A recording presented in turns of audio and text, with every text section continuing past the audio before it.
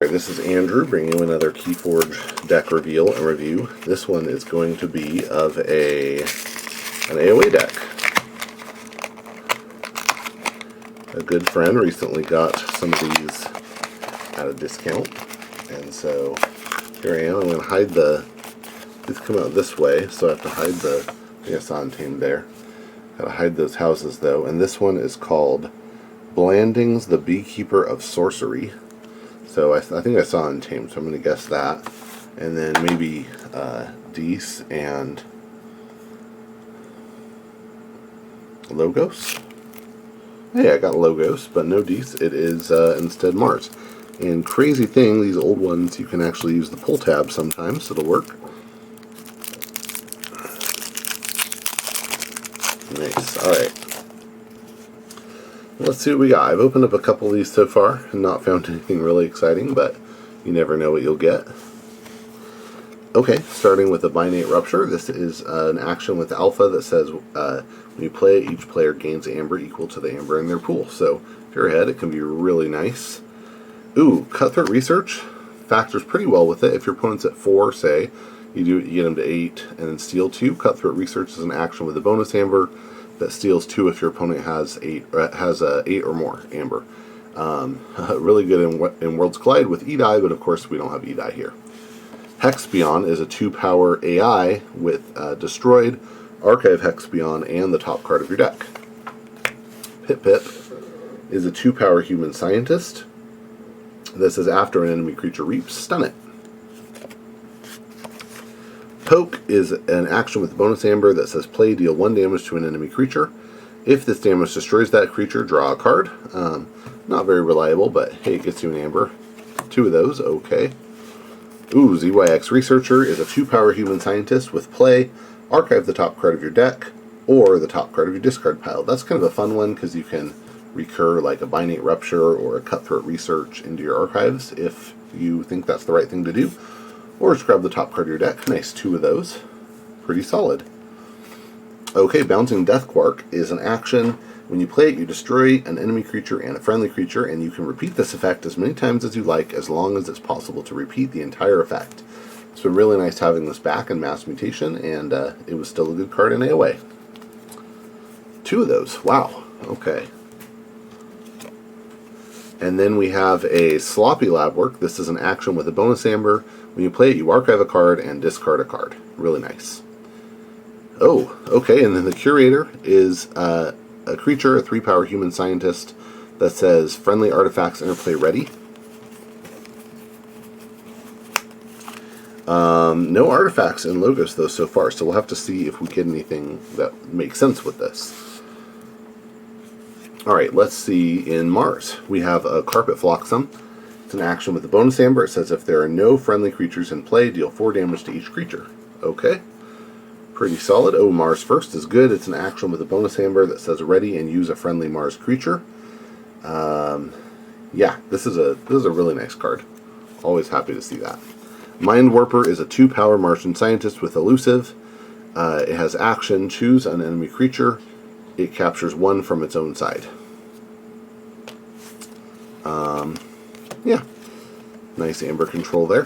Mindworm is a 1-power beast with elusive, and before it fights, the creature that it is fighting deals damage equal to its power to each of its neighbors. Sky Booster Squadron is a 4-power Martian soldier with Reap, return it to your hand. Got 2 of those, okay. Coming back into the hand all the time.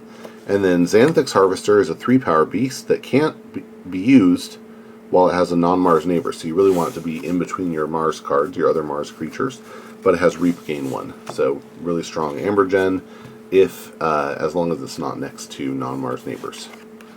Ixil's Dominator is a 9-power robot with 1 armor and taunt. It enters play stunned. That's all there is to it, but it's a really powerful creature to have. Just enters play stunned, so you gotta wait to use it. Mothership Support is an action with a bonus amber. When you play it, for each friendly ready Mars creature, you deal 2 damage to a creature, and you can choose a different creature each time. Then we have Zorg, a 7-power beast that also enters play stunned, and before it fights, you stun the creature it fights and each of that creature's neighbors. that's a pretty nice effect. If you can get this online and working, it's really strong. We do have a Martian Generosity here. That's pretty cool. We did not get a key abduction, so we just have the Martian Gen, but still pretty good in the right circumstances. So it's an action with a bonus amber that says lose all of your amber, draw 2 cards for each amber lost, which is a really strong effect. You're going to have a lot of circumstances where you get a lot of cards in your hand, and if you happen to play this and leave it on the top of your discard pile, you can potentially archive it the next turn with the ZYX, which is kind of cool. And the last one we have is Shatterstorm. This is an action that makes you lose all your amber, and then your opponent loses triple the amount of amber you lost this way. That's strong amber control, and with the Martian Gen, you're going to get it. It's just then you'll have no amber, but then you play, Mothership Support or Mars First or something, get a little amber back, and pow. That could be pretty good. It's kind of like the reverse of Key Abduction in a way. Okay, let's look at Untamed here. We have a Fang House that's a 3-power beast with Assault 3 and Hazardous 3. Really nice. I love this creature. Full Moon is an action that says for the remainder of the turn you gain an amber each time you play a creature. Grovekeeper is a 3-power human witch that says at the end of your turn, give each neighboring creature a +1 power counter. Good for getting your creatures bigger. We do have a key charge here. That is an action that says play, lose an amber.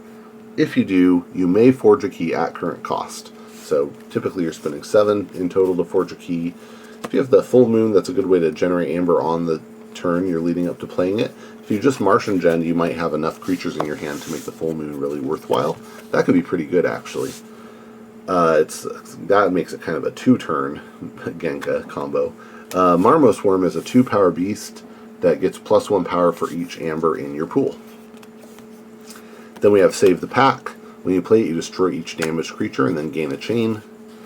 Amber Spine Mongrel is a 3-power beast with Hazardous 3, and after your opponent uses a creature to reef, you gain an amber. If we can get this behind the Dominator, that'd be pretty good.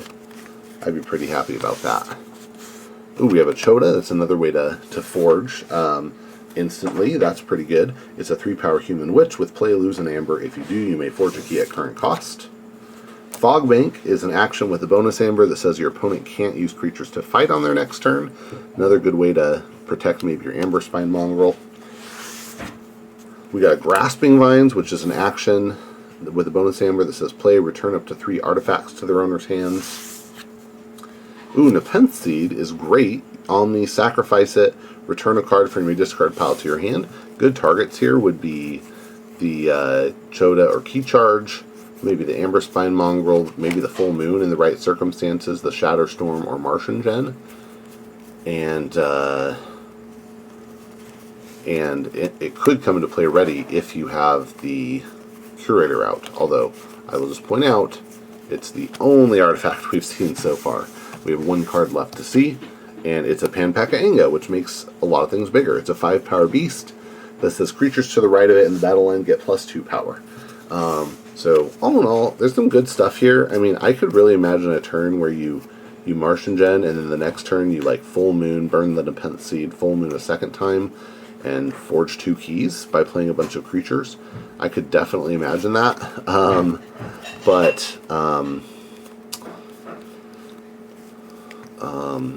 But there's nothing to just say, oh, we can do that every time, right? The BDQs give us some definite board control. We have some amber control, some cool stuff we can do, but I'm thinking it's not quite reliable enough or flashy enough to be super competitive. But still fun. I actually feel like there's a lot of fun stuff in here, so excited to give it a try. Once again, that was Blandings, the Beekeeper of Sorcery. Thanks for watching. I hope you enjoyed it as much as I did, and that you will get out there and forge some keys.